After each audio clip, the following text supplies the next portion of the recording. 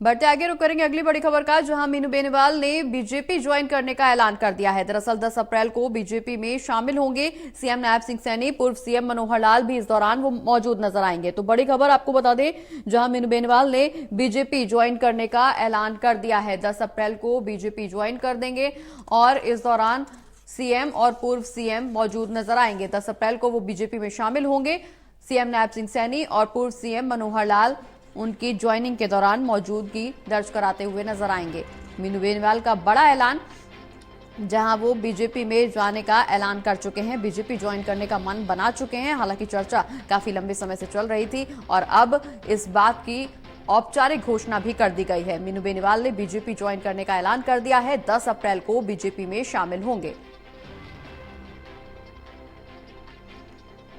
CM Nayab Singh Saini और पूर्व CM Manohar Lal की मौजूदगी में बीजेपी ज्वाइन करेंगे। 10 अप्रैल को वो बीजेपी में शामिल होंगे। तो बड़ी खबर आपको बता दें, जहां मीनू बेनीवाल ने बीजेपी ज्वाइन करने का ऐलान कर दिया है। 10 अप्रैल को बीजेपी में शामिल होंगे।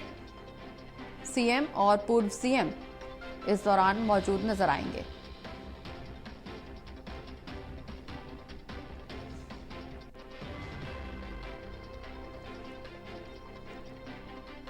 दस अप्रैल को मीनू बेनीवाल बीजेपी ज्वाइन करेंगे। बता दें कि मीनू बेनीवाल ने बीजेपी ज्वाइन करने का ऐलान कर दिया है। हालांकि कयास काफी समय से लगाए जा रहे थे, लेकिन अब औपचारिक तौर पर यह ऐलान हो गया है। मीनू बेनीवाल बीजेपी ज्वाइन करेंगे। 10 अप्रैल को बीजेपी में शामिल होंगे। सीएम नायब सिंह सैनी और पूर्व सीएम मनोहर लाल इस दौरान मौजूद नजर आएंगे। इसी खबर पर ज्यादा जानकारी के लिए हमारे साथ associate editor doctor Mahesh Kumar ji phone line पर जुड़ गए। महेश जी, जिस बात की चर्चा आपसे कुछ ही देर पहले हम कर रहे थे, अब उसका औपचारिक ऐलान हो गया है। मीनू बेनीवाल ने बीजेपी ज्वाइन करने का ऐलान कर दिया है। 10 अप्रैल को बीजेपी में शामिल होंगे।